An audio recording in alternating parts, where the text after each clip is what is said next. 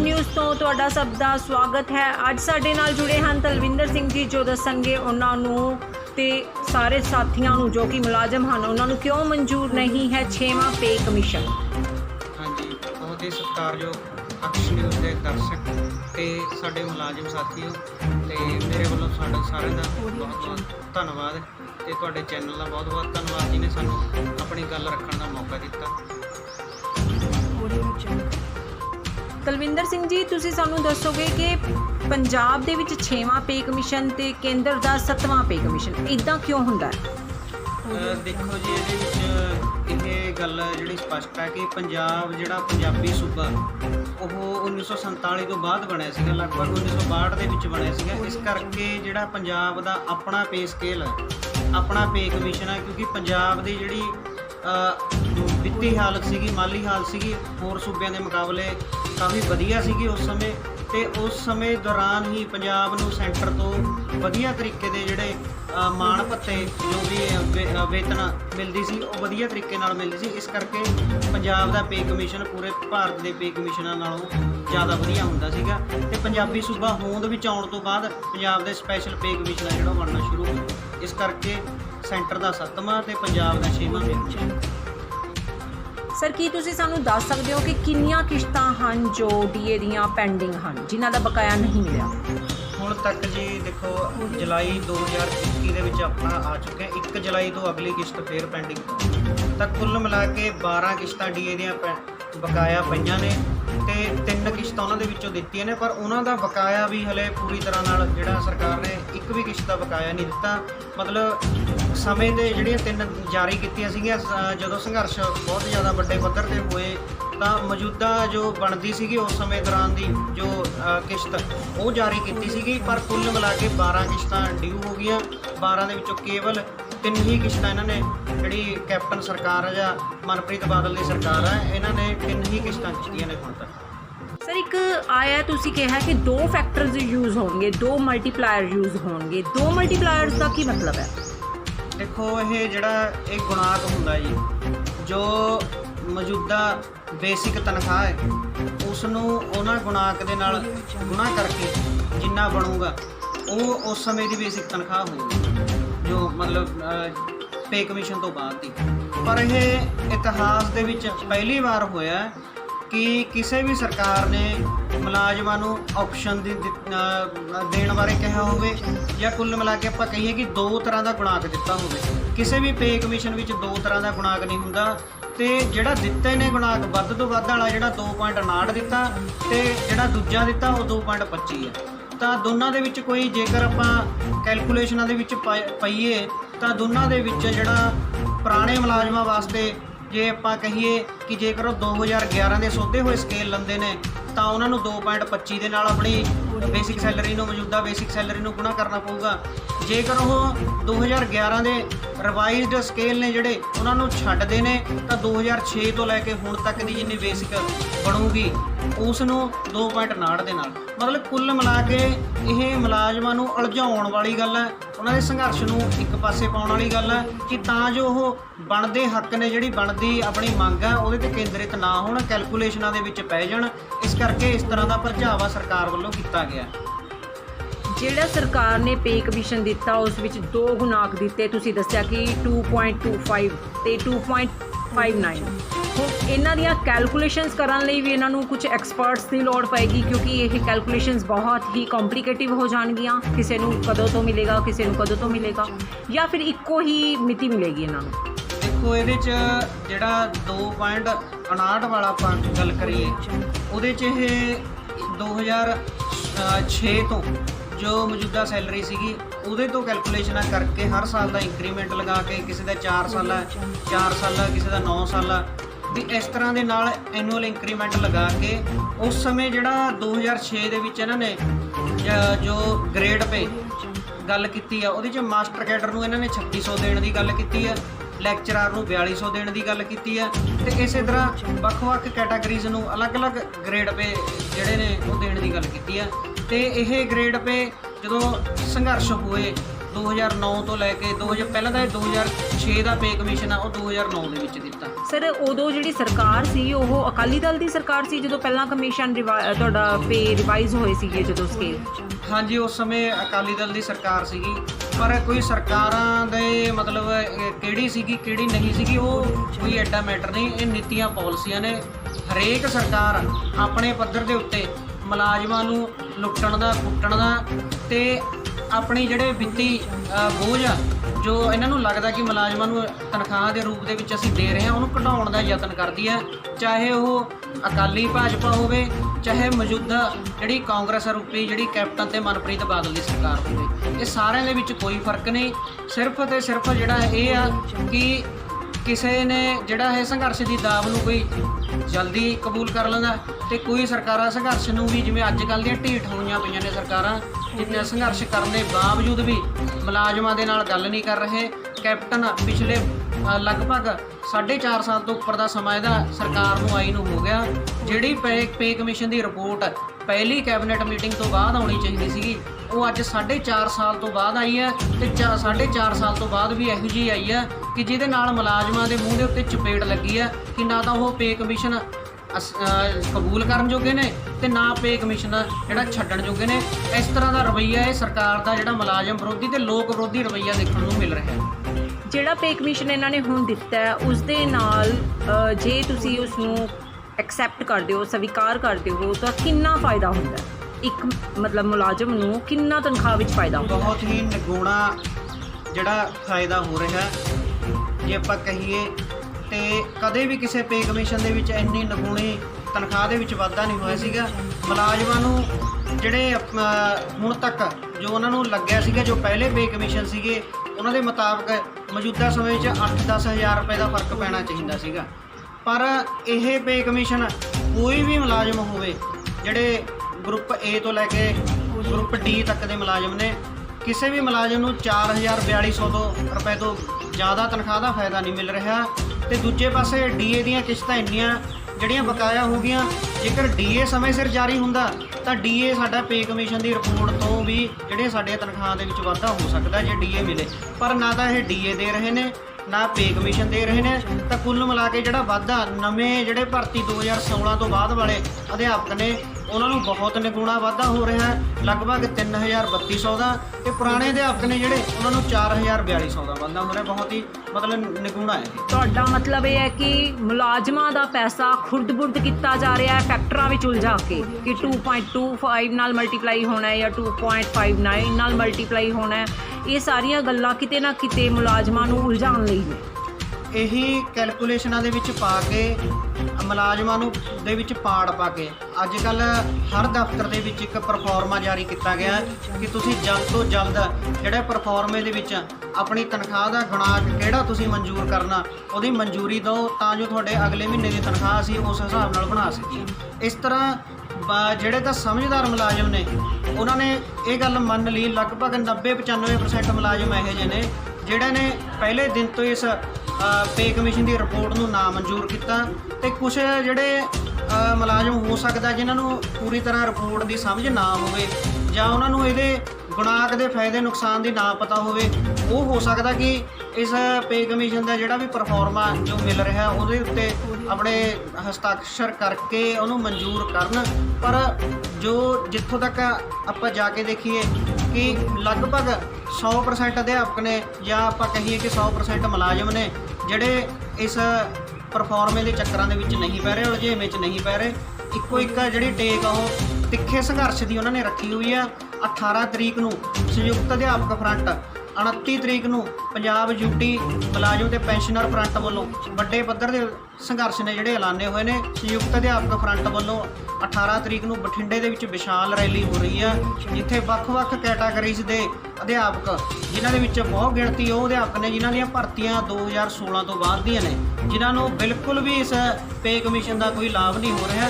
ਵੱਡੇ ਪੱਧਰ ਦੇ ਉੱਤੇ ਲਾਮਬੰਦੀ ਕਰਕੇ ਪਿੰਡਾਂ ਸ਼ਹਿਰਾਂ 'ਚੋਂ ਸਕੂਲਾਂ 'ਚੋਂ ਤੇ ਬਠਿੰਡੇ ਦੇ ਵਿੱਚ ਇਕੱਠੇ ਹੋ ਕੇ ਵਿੱਤ ਮੰਤਰੀ ਮਨਪ੍ਰੀਤ ਬਾਦਲ ਦੇ ਖਿਲਾਫ ਜਿਹੜਾ ਚੰਗਾ ਮੋਰਚਾ ਖੋਲ੍ਹਣਗੇ ਤੇ ਇਹਦੀ ਜੋ ਮੁਲਾਜ਼ਮ ਪੇ ਕਮਿਸ਼ਨ ਦੇ ਵਿੱਚ ਹੋਰ ਕਿਹੜੀ-ਕਿਹੜੀ ਤਰੁੱਟੀ ਤੁਹਾਨੂੰ ਲੱਗਦੀ ਹੈ ਕਿ ਹੈ?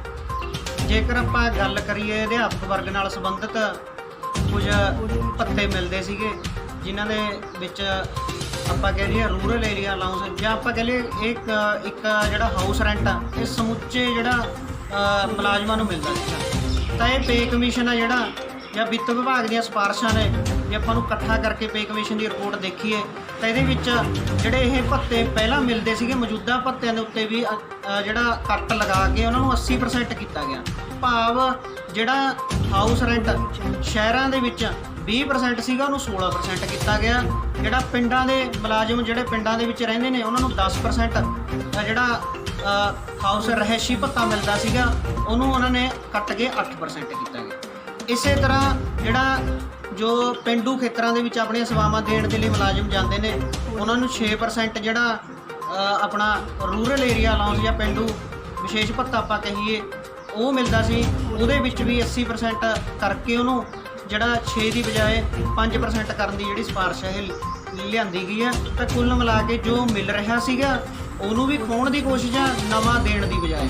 ਤੇ ਮੋਬਾਈਲ ਭੱਤਾ ਇਹ ਸਾਰਾ ਕੁਛ ਆ ਜਿਹੜਾ ਇਹ ਪਿਛਲੇ ਸਾਲ ਵੀ ਮੋਬਾਈਲ ਭੱਤੇ ਦੇ ਵਿੱਚ ਕਟੌਤੀ ਕੀਤੀ ਗਈ ਸੀਗੀ। ਜਦੋਂ ਆਲੋਵਾਲੀਆ ਕਮੇਟੀ ਦੀ ਰਿਪੋਰਟ ਆਉਂਦੀ ਹੈ ਤਾਂ ਸਮੁੱਚਾ ਪੇ ਕਮਿਸ਼ਨ ਦੇ ਵਿੱਚ ਆਲੋਵਾਲੀਆ ਕਮੇਟੀ ਦੀ ਰਿਪੋਰਟ ਆ ਜਿਹੜੀ ਉਹ ਝਲਕਦੀ ਆ, ਜਿਹਦੇ ਵਿੱਚ ਆਲੋਵਾਲੀਆ ਇਹ ਗੱਲ ਕਰਦਾ ਮਨਟੇਕ ਸਿੰਘ ਆਲੋਵਾਲੀਆ ਕਿ ਪੰਜਾਬ ਦੇ ਮੁਲਾਜ਼ਮ ਪਹਿਲਾਂ ਹੀ ਵੱਧ ਤਨਖਾਹ ਲੈ ਰਹੇ ਨੇ ਤੇ ਇਹਨਾਂ ਦੀਆਂ ਤਨਖਾਹਾਂ ਨੇ ਜਿਹੜੀਆਂ ਜਦੋਂ ਤੱਕ ਸੈਂਟਰ ਦੇ ਬਰਾਬਰ ਨਹੀਂ ਹੋ ਜਾਂਦੀਆਂ ਉਦੋਂ ਤੱਕ ਇਹਨਾਂ ਨੂੰ ਫਰੀਜ਼ ਕਰਨਾ ਬਣਦਾ ਜਾਂ ਇਹਨਾਂ ਨੂੰ ਦੇ ਉੱਤੇ ਕੱਟ ਲਾਉਣਾ ਬਣਦਾ। ਤੇ ਇਹਨਾਂ ਦੇ ਉੱਤੇ ਜਿਹੜੇ ਭਾਰੀ ਟੈਕਸਾਂ ਦਾ ਬੋਝ ਜਿਨ੍ਹਾਂ ਦੇ ਵਿੱਚ ਡਿਵੈਲਪਮੈਂਟ ਟੈਕਸ ਸਾਲਾਨਾ 2400 ਰੁਪਏ ਜਿਹੜਾ ਮੁਲਾਜ਼ਮ ਹਰ ਮਹੀਨੇ 200 ਰੁਪਏ ਕਟਾ ਕੇ ਸਾਲਾਨਾ 2400 ਰੁਪਏ ਜਿਹੜਾ ਦਿੰਦੇ ਨੇ ਉਹਨੂੰ ਉਹ ਵਧਾ ਕੇ 16000 ਰੁਪਏ ਤੱਕ ਜਿਹੜਾ ਕਰਨ ਦੀ ਗੱਲ ਕਰਦਾ।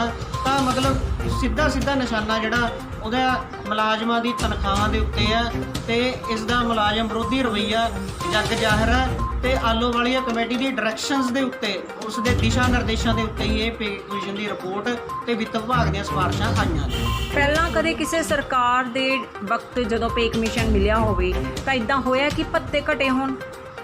ਦੇਖੋ ਇਹ ਸਰਕਾਰ ਮੇਰੇ ਹਿਸਾਬ ਨਾਲ ਭਾਰਤ ਦੀ ਜਾਂ ਵਿਸ਼ਵ ਦੀ ਇੱਕ ਐਸੀ ਸਰਕਾਰ ਹੋਊਗੀ ਜਿਹਨੇ ਮਿਸਾਲਾਂ ਕਾਇਮ ਕੀਤੀਆਂ ਨੇ ਇਸ ਮਾਮਲੇ ਦੇ ਵਿੱਚ। ਚਾਹੇ ਉਹ ਮੁਲਾਜ਼ਮਾਂ ਦੀ ਤਨਖਾਹ ਕਟੌਤੀ ਹੋਵੇ, ਜਿਹੜੇ ਸੁਸਾਇਟੀਆਂ ਅਧੀਨ ਭਰਤੀ SSA ਰਾਮਸਾ 8886 ਅਧਿਆਪਕ ਮਾਡਲ ਆਦਰਸ਼ ਅਧਿਆਪਕ 8886 ਅਧਿਆਪਕਾਂ ਦੀ ਵੱਡੇ ਪੱਧਰ ਦੇ ਉੱਤੇ ਤਨਖਾਹ ਕਟੌਤੀ 75% ਜਾਂ ਮਾਡਲ ਆਦਰਸ਼ ਸਕੂਲਾਂ ਦੇ ਅਧਿਆਪਕਾਂ ਦੀ 80% ਤੋਂ ਵੀ ਵੱਧ ਤਨਖਾਹ ਕੱਟ ਕੇ ਇਹਨਾਂ ਨੇ ਉਹਨਾਂ ਨੂੰ ਬੇਸਿਕ ਤਨਖਾਹ ਪਲੱਸ ਗ੍ਰੇਡ ਪੇ ਜਿਹਦੇ ਵਿੱਚ 15300 ਜਾਂ 15700 ਲੈਕਚਰਾਰਾਂ ਨੂੰ ਜੋ 52000 ਲੈ ਰਹੇ ਸੀਗੇ ਉਹਨਾਂ ਨੂੰ 15700 ਤੇ ਲਿਆਂਦਾ, ਜਿਹੜੇ 45000 ਲੈ ਰਹੇ ਸੀਗੇ ਉਹਨਾਂ ਨੂੰ 15300 ਤੇ ਲਿਆਂਦਾ। ਇਹ ਇੱਕ ਮਿਸਾਲ ਕਾਇਮ ਕੀਤੀ ਹੈ ਇਸ ਸਰਕਾਰ ਨੇ। ਹੋ ਸਕਦਾ ਕਿ ਜਿਹੜਾ ਪਿੱਛੇ ਜੋ SSA ਵਾਲੇ ਸੀ ਉਹਨਾਂ ਦੀਆਂ ਤਨਖਾਹਾਂ ਘਟਾ ਕੇ ਉਹਨਾਂ ਨੂੰ ਆਪਸ਼ਨ ਦਿੱਤੀ ਗਈ ਸੀ। ਇਹ ਸੁਣਨ 'ਚ ਆਇਆ ਸੀ ਕਿ ਉਹਨਾਂ ਨੂੰ ਆਪਸ਼ਨ ਦਿੱਤੀ ਗਈ ਸੀ ਤੁਸੀਂ ਸਿਰਫ ਆਪਣੀ ਬੇਸਿਕ ਸੈਲਰੀ ਤੇ ਕੁਝ ਸਾਲ ਕੰਮ ਕਰੋ, ਉਸ ਤੋਂ ਬਾਅਦ ਤੁਹਾਨੂੰ ਵਿਭਾਗ ਵਿੱਚ ਮਰਜ ਕੀਤਾ ਜਾਏਗਾ। ਕੀ ਇਹੀ ਪਾਲਿਸੀ ਹੁਣ ਲਗਾਤਾਰ ਬਾਕੀ ਕੱਚੇ ਮੁਲਾਜ਼ਮਾਂ ਲਈ ਵੀ ਚੱਲੇਗੀ? ਦੇਖੋ ਸੰਘਰਸ਼ ਜੇਕਰ ਏਕੇ ਦੀ ਤਾਕਤ ਦੇ ਸੰਘਰਸ਼ ਆਪਣਾ ਕਾਇਮ ਰਿਹਾ ਇਹ ਪਾਲਿਸੀਆਂ ਨੀਤੀਆਂ ਬਦਲਦੀਆਂ ਹੁੰਦੀਆਂ ਨੇ। ਇਹੀ ਜੇ ਆਪਾਂ ਉਦਾਹਰਨ ਲੈਣੀ ਹੋਵੇ 8886 SSA ਰਾਮਸਾ ਦੇ ਵਿੱਚ ਉਦੋਂ ਵੀ ਇਹ ਕਹਿੰਦੇ ਸੀਗੇ ਕਿ 3 ਸਾਲ ਦੇ ਲਈ ਤੁਸੀਂ ਬੇਸਿਕ ਤਨਖਾਹ ਲਓ, ਪਰ ਜਿਹੜੇ ਅਧਿਆਪਕ ਸੀਗੇ ਉਹਨਾਂ ਨੇ ਸਿਰ ਵੱਢਵੇਂ ਸੰਘਰਸ਼ ਕੀਤੇ। ਸਰਕਾਰ ਨੂੰ ਜਗ੍ਹਾ ਤੇ ਵੱਡੇ ਧਰਨੇ ਮੁਜ਼ਾਹਰੇ ਰੈਲੀਆਂ ਦੇ ਨਾਲ ਟੱਕਰਿਆ, ਜਿਸ ਕਾਰਨ ਜਿਹੜਾ ਉਹ ਸਮਾਂ ਸੀਗਾ ਫਿਰ 2 ਸਾਲ ਦਾ ਜਾਂ ਬਹੁਤ ਸਾਰੇ ਅਧਿਆਪਕ ਤਾਂ ਉਦੋਂ ਤੱਕ ਜਿਹੜਾ ਉਹਨਾਂ ਨੇ ਆਪਸ਼ਨ ਨਹੀਂ ਦਿੱਤੀ ਤੇ ਉਹਨਾਂ ਨੇ ਆਪਣਾ ਸਮਾਂ ਜਿਹੜਾ 1.5 ਸਾਲ ਹੀ ਜਿਹੜਾ ਲੰਘਾਇਆ। 1.5 ਸਾਲ ਬਾਅਦ ਉਹਨੂੰ ਪੂਰੀ ਤਨਖਾਹ ਤੇ ਆਏ ਨੇ। ਤਾਂ ਇੱਥੇ ਮੈਂ ਇਹ ਕਹਿਣਾ ਚਾਹੂੰਗਾ ਕਿ ਸਰਕਾਰ ਨੇ ਤਾਂ ਨੀਤੀ ਬਣਾਤੀ ਆਪਣੇ ਵੱਲੋਂ ਕਿ ਅੱਗੇ ਜੋ ਵੀ ਇਸ ਤਰ੍ਹਾਂ ਕੋਈ ਸੁਸਾਇਟੀ ਦਾ ਮੁਲਾਜ਼ਮ ਆ ਜੀ ਉਹਨੂੰ ਵਿਭਾਗ ਦੇ ਵਿੱਚ ਆਉਣਾ ਤਾਂ ਉਹਨੂੰ ਇਸ ਤਰ੍ਹਾਂ ਦੇ ਆਪਸ਼ਨ ਦੇ ਕੇ ਆਪਣੀ ਤਨਖਾਹ ਦੇ ਵਿੱਚ ਕੱਟ ਲਵਾ ਕੇ ਆਉਣਾ ਪਊਗਾ। ਪਰ ਇਹ ਗੱਲ ਆ ਜਿਹੜੀ ਇਸ ਨੂੰ ਬਖੂਬੀ ਜਿਹੜੇ ਅਧਿਆਪਕ ਨੇ ਜਿਹੜੇ ਇਸ ਸਮੇਂ ਸੁਸਾਇਟੀਆਂ ਦੇ ਵਿੱਚ ਕੰਮ ਕਰ ਰਹੇ ਨੇ, ਖਾਸ ਕਰ ਮੈਂ ਗੱਲ ਕਰੂੰਗਾ ਕੰਪਿਊਟਰ ਅਧਿਆਪਕਾਂ ਦੀ, ਉਹ ਬੜੇ ਲੰਬੇ ਸਮੇਂ ਤੋਂ ਆਪਣੀਆਂ ਸੇਵਾਵਾਂ ਵਿਭਾਗ ਨੂੰ ਦੇ ਰਹੇ ਨੇ। ਅੱਜ ਕੰਪਿਊਟਰ ਅਧਿਆਪਕਾਂ ਨੇ ਜਿਹੜਾ ਕ੍ਰਿਸ਼ਨ ਕੁਮਾਰ ਤੇ ਹੋਰ ਇਹਦੀ ਟੀਮ ਜਾਂ ਹੋਰ ਆਪਾਂ ਸਿੱਖਿਆ ਵਿਭਾਗ ਜੋ ਪਹਿਲੇ ਨੰਬਰ ਦੇ ਇੰਡੈਕਸ ਦੇ ਸ਼ੋਸ਼ੇ ਛੱਡਦੇ ਨੇ ਤਾਂ ਲਾਈਕਾਂ ਡਿਸਲਾਈਕਾਂ ਕਰਵਾਉਂਦੇ ਨੇ, ਤਾਂ ICT ਦਾ ਜਾਂ ਆਪਾਂ ਕਹੀਏ ਕਿ ਇਹ ਮੀਡੀਆ ਕੋਆਰਡੀਨੇਟਰ ਦਾ ਕੰਮ ਵੱਡੇ ਪੱਧਰ ਦੇ ਉੱਤੇ ਕੰਪਿਊਟਰ ਅਧਿਆਪਕ ਕਰ ਰਹੇ ਨੇ। ਤੇ ਇਹ ਉਹਨਾਂ ਨੂੰ ਜੇਕਰ ਇਹੋ ਜਿਹੀ ਗੱਲ ਕਰਦਾ ਕਿ ਉਹਨਾਂ ਨੂੰ ਆਪਸ਼ਨ ਦੇ ਕੇ ਉਹਨਾਂ ਦੀ ਤਨਖਾਹ ਦੇ ਵਿੱਚ ਕੱਟ ਲਗਾ ਕੇ ਵਿਭਾਗ ਦੇ ਵਿੱਚ ਲਿਆਉਣ ਦੀ ਗੱਲ ਕਰਦਾ, ਤਾਂ ਇਹ ਨਾ ਕੰਪਿਊਟਰ ਅਧਿਆਪਕ ਤੇ ਨਾ ਪੱਕੇ ਅਧਿਆਪਕ ਇਸ ਗੱਲ ਨੂੰ ਮਨਜ਼ੂਰ ਕਰਨਗੇ। ਬਿਲਕੁਲ ਇਹ ਏਕਤਾ ਦੇ ਜਿਹੜਾ ਜੋਟੀ ਪਾ ਕੇ ਏਕੇ ਦੇ ਸੰਘਰਸ਼ ਦੇ ਨਾਲ ਇਸ ਨੀਤੀ ਨੂੰ ਮੋੜਾ ਦੇਵਾਂਗੇ। ਤੇ ਸਾਡੀ ਜਿਹੜੀ ਇਹ ਹੁਣ ਸੰਘਰਸ਼ ਹੋ ਰਿਹਾ ਉਹਦੇ 'ਚ ਅਸੀਂ ਜਿਹੜਾ ਇਹਨਾਂ ਦੀ ਜੜ 15/1/15 ਦਾ ਜਿਹੜਾ ਨੋਟੀਫਿਕੇਸ਼ਨ ਆ, ਉਹ ਲੈਟਰ ਆ ਜਿਹੜੀ ਕਹਿੰਦੇ ਕਿ ਅੱਜ ਤੋਂ ਬਾਅਦ ਜਿਹੜੀ ਬੇਸਿਕ ਭਰਤੀ ਆ 15/1/15 ਤੋਂ ਬਾਅਦ ਉਹ ਜਿਹੜੀ ਭਰਤੀ ਆ ਉਹ ਬੇਸਿਕ ਤਨਖਾਹ 'ਤੇ ਹੋਊਗੀ। ਉਸ ਪੱਤਰ ਨੂੰ ਜਿਹੜਾ ਹੈ ਰੱਦ ਕਰਵਾਉਣਾ ਵੀ ਸਾਡਾ ਇਹਨਾਂ ਸੰਘਰਸ਼ਾਂ ਦਾ ਇੱਕ ਮਕਸਦ ਆ। ਤੇ ਜੇ ਉਹ ਪੱਤਰ ਰੱਦ ਹੁੰਦਾ ਤਾਂ ਬਹੁਤ ਸਾਰੀਆਂ ਜਿਹੜੀਆਂ ਭਰਤੀਆਂ ਨੇ ਜਿਹੜੀਆਂ ਪਹਿਲੇ ਦਿਨ ਤੋਂ ਹੀ ਪੂਰੀ ਤਨਖਾਹ 'ਤੇ ਹੋਣਗੀਆਂ। ਤਾਂ ਇਹ ਨੀਤੀ ਨੂੰ ਮੋੜਾ ਦੇਣ ਦੀ ਗੱਲ ਆ ਕਿ ਅੱਗੇ ਜੇ ਕਿਸੇ ਨੇ ਰੈਗੂਲਰ ਹੋਣਾ ਤਾਂ ਉਹਨੂੰ ਤਨਖਾਹ ਕਟੌਤੀ ਕਰਵਾਉਣੀ ਪਊਗੀ। ਇਹ ਨੀਤੀ ਨੂੰ ਮੋੜਾ ਦੇਣ ਵਾਸਤੇ ਅਸੀਂ ਵੱਡੇ ਪੱਧਰ ਦੇ ਉੱਤੇ ਸੰਘਰਸ਼ ਕਰਾਂਗੇ। ਕੁਲਵਿੰਦਰ ਜੀ, ਤੁਸੀਂ ਇੱਕ ਗੱਲ ਹੋਰ ਦੱਸੋ, ਜਿਹੜੇ ਨਵੇਂ ਭਰਤੀ ਹੋ ਰਹੇ ਹਨ ਕੀ ਉਹਨਾਂ ਨੂੰ ਸਿਰਫ 18,000 ਜੋ ਕਿ ਸੁਣਿਆ ਹੈ ਕਿ ਘੱਟੋ ਘੱਟ ਇੰਨੀ ਤਨਖਾਹ ਮਿਲੇਗੀ, ਉਹਨਾਂ ਨੂੰ 18,000 ਤੇ ਗੁਜ਼ਾਰਾ ਕਰਨਾ ਪਵੇਗਾ? ਕੀ ਇਹ ਸੱਚ ਹੈ? ਜਿੰਨੇ ਵੀ ਮੁਲਾਜ਼ਮ ਹੁਣ ਆਉਣਗੇ ਉਹਨਾਂ ਨੂੰ ਪਹਿਲਾਂ ਜੋ ਬੇਸਿਕ ਤਨਖਾਹ ਹੈ 18,000 ਮਿਲੇਗੀ? ਦੇਖੋ 15/1/15 ਦਾ ਜਿਹੜਾ ਨੋਟੀਫਿਕੇਸ਼ਨ ਆ ਉਹ ਇਹ ਗੱਲ ਕਰਦਾ ਕਿ ਉਸ ਸਮੇਂ ਦੀ ਬੇਸਿਕ ਤਨਖਾਹ ਕਿਸ ਤਰ੍ਹਾਂ ਦੀ ਕੈਟਾਗਰੀ ਦੇ ਮੁਲਾਜ਼ਮ ਨੇ, ਕਿਹੜੇ ਗ੍ਰੇਡ ਦੇ ਵਿੱਚ ਉਹ ਭਰਤੀ ਹੁੰਦੇ ਨੇ, ਉਹਦਾ ਬੇਸਿਕ ਗ੍ਰੇਡ ਜਿਹਦੇ ਵਿੱਚ ਤੁਸੀਂ ਘੱਟੋ ਘੱਟ 18,000 ਦੀ ਗੱਲ ਕੀਤੀ ਹੈ, ਇਹ ਬਿਲਕੁਲ ਜਿਹੜਾ ਇਸ ਗੱਲ ਵਾਲੇ ਜਿਹੜਾ ਇਸ ਨੂੰ ਦਰੁਸਤ ਕਰਦਾ ਕਿ ਉਹੀ ਹੋਊਗਾ। ਪਰ ਜਿਹੜਾ ਉਸ ਤੋਂ ਵੀ ਘਾਤਕ ਪਿਛਲੇ ਸਾਲ ਦਸੰਬਰ ਦੇ ਵਿੱਚ ਜਿਹੜੀ ਲੈਟਰ ਆਈ ਆ ਉਹਦੇ ਮੁਤਾਬਕ ਵੀ ਜਿਹੜੇ ਹੁਣ ਪੰਜਾਬ ਦੇ ਵਿੱਚ ਭਰਤੀਆਂ ਹੋਣਗੀਆਂ ਉਹ ਪੰਜਾਬ ਦੇ ਪੇ ਸਕੇਲਾਂ ਦੇ ਮੁਤਾਬਕ ਜਾਂ ਗ੍ਰੇਡ ਪੇਆਂ ਦੇ ਮੁਤਾਬਕ ਨਹੀਂ ਹੋਣਗੀਆਂ, ਉਹ ਸੈਂਟਰ ਦੇ ਡਾਇਰੈਕਸ਼ਨਸ ਦੇ ਉੱਤੇ ਹੋਣਗੀਆਂ। ਜਿਹਦੇ ਵਿੱਚ ਇਹ ਜਿਹੜਾ ਹੈ ਜਿਹੜਾ ਖਾਸ ਕਰ ਅਧਿਆਪਕ ਵਰਗ ਦੀ ਆਪਾਂ ਗੱਲ ਕਰੀਏ ਤਾਂ ਇਹਦੇ ਵਿੱਚ ਵੀ ਜਿਹੜਾ ਵੀ ਬੇਸਿਕ ਤਨਖਾਹ ਸੈਂਟਰ ਦੇ ਬੇਸਿਕ ਗ੍ਰੇਡ ਤੇ ਮਿਲੂਗੀ, ਇਹ ਪੰਜਾਬ ਦੇ ਗ੍ਰੇਡ ਨਾਲੋਂ ਵੀ ਘੱਟ ਹੈ। ਸਰ, ਇੱਕ ਅਖੀਰਲਾ ਸਵਾਲ, ਜੇ ਸਰਕਾਰ ਤੁਹਾਡੀਆਂ ਮੰਗਾਂ ਨੂੰ ਨਹੀਂ ਮੰਨਦੀ ਤਾਂ ਕੀ ਤੁਸੀਂ ਆਪਣਾ ਜੋ ਸੰਘਰਸ਼ ਹੈ ਦੀ ਰੂਪਰੇਖਾ ਤਿਆਰ ਕਰ ਲਈ ਹੈ? ਹਾਂਜੀ ਬਿਲਕੁਲ, ਫਿਲਹਾਲ ਤਾਂ ਅਸੀਂ ਸਰਕਾਰ ਨੂੰ ਹਰ ਪਲੇਟਫਾਰਮ ਤੋਂ ਅਪੀਲ ਵੀ ਕਰ ਰਹੇ ਹਾਂ ਤੇ ਚੇਤਾਵਨੀ ਵੀ ਦੇ ਰਹੇ ਹਾਂ ਕਿ ਸਾਡੀਆਂ ਜਿਹੜੀਆਂ ਮੰਗਾਂ ਮਸਲੇ ਨੇ ਜਿਨ੍ਹਾਂ ਦੇ ਵਿੱਚ ਪੇ ਕਮਿਸ਼ਨ ਦੀ ਰਿਪੋਰਟ ਮੁੱਢਲੇ ਰੂਪ ਦੇ ਵਿੱਚ ਪੇ ਕਮਿਸ਼ਨ ਦੀ ਰਿਪੋਰਟ ਮੁਲਾਜ਼ਮਾਂ ਦੀਆਂ ਸਿਫਾਰਿਸ਼ਾਂ ਦੇ ਮੁਤਾਬਕ ਲਾਗੂ ਕਰੇ।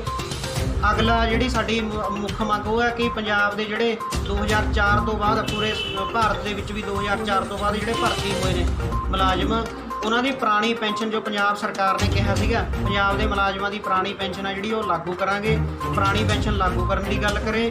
15/1/15 ਦਾ ਜਿਹੜਾ ਨੋਟੀਫਿਕੇਸ਼ਨ ਆ ਕਿ ਆਉਣ ਵਾਲੀਆਂ ਭਰਤੀਆਂ 15/1/15 ਦਾ ਨੋਟੀਫਿਕੇਸ਼ਨ ਕਹਿੰਦਾ ਕਿ ਬੇਸਿਕ ਤਨਖਾਹ ਤੇ ਇਸੇ ਤਰ੍ਹਾਂ ਦਾ ਜਿਹੜਾ ਪਿਛਲੇ ਸਾਲ 2020 ਦੇ ਵਿੱਚ ਜਿਹੜਾ ਲੈਟਰ ਆਇਆ ਅਕਤੂਬਰ ਦੇ ਵਿੱਚ ਜਿਹਦੇ ਵਿੱਚ ਜਿਹੜੀਆਂ ਭਰਤੀਆਂ ਨੇ ਜਿਹੜੀਆਂ ਸੈਂਟਰ ਦੇ ਪੇ ਸਕੇਲਾਂ ਦੇ ਉੱਤੇ ਕਰਨ ਦੀ ਗੱਲ ਕੀਤੀ ਆ, ਉਹ ਜਿਹੜਾ ਪੱਤਰ ਨੇ ਦੋਨੋਂ ਪੱਤਰ ਵਾਪਸ ਲਵੇ ਤੇ ਸਮੁੱਚੇ ਕੱਚੇ ਅਧਿਆਪਕ ਜਿਹੜੇ ਸਿੱਖਿਆ ਵਿਭਾਗ ਦੇ ਵਿੱਚ ਚਾਹੇ ਉਹ ਸੁਸਾਇਟੀਆਂ ਅਧੀਨ ਨੇ, ਚਾਹੇ ਉਹ ਸਕੀਮਾਂ ਆਊਟਸੋਰਸ ਅਧੀਨ ਨੇ, ਚਾਹੇ ਨਰੋਲ ਜਿਹੜੇ ਕੱਚੇ ਅਧਿਆਪਕ ਜਿਨ੍ਹਾਂ ਵਿੱਚ ਵਲੰਟੀਅਰ ਕੈਟਾਗਰੀ ਦੇ ਅਧਿਆਪਕ ਨੇ, ਉਹਨਾਂ ਸਾਰਿਆਂ ਨੂੰ ਪੱਕਾ ਕਰੇ ਤੇ ਬਿਨਾਂ ਸ਼ਰਤ ਪੱਕਾ ਕਰੇ। ਕੰਪਿਊਟਰ ਅਧਿਆਪਕਾਂ ਨੂੰ ਮੌਜੂਦਾ ਤਨਖਾਹ ਦੇ ਉੱਤੇ ਸਿੱਖਿਆ ਵਿਭਾਗ ਦੇ ਵਿੱਚ ਲਿਆ ਜਾਵੇ ਤੇ ਜਿਹੜੇ ਵਲੰਟੀਅਰ ਕੈਟਾਗਰੀ ਦੇ ਅਧਿਆਪਕ ਨੇ ਉਹਨਾਂ ਦੀ ਜਿਹੜੀ ਪੋਸਟਾਂ ਮੁਤਾਬਕ ਜੋ ਮਿਨੀਮਮ ਜਿਹੜਾ ਉਹਨਾਂ ਦਾ ਬਣਦਾ ਸਕੇਲ ਆ 17 ਸਾਲ ਦੇ ਜਿਹੜੇ ਉਹਨਾਂ ਦੇ ਤਜਰਬੇ ਨੂੰ ਦੇਖਦੇ ਹੋਏ ਉਹਨਾਂ ਨੂੰ ਮੌਜੂਦਾ ਸਮੇਂ ਦੇ ਵਿੱਚ ਵਿਭਾਗ ਦੇ ਵਿੱਚ ਲਿਆ ਕੇ ਪੱਕਾ ਕੀਤਾ ਜਾਵੇ। ਤੇ ਹੋਰ ਜਿੰਨੇ ਵੀ ਮੁਲਾਜ਼ਮ ਨੇ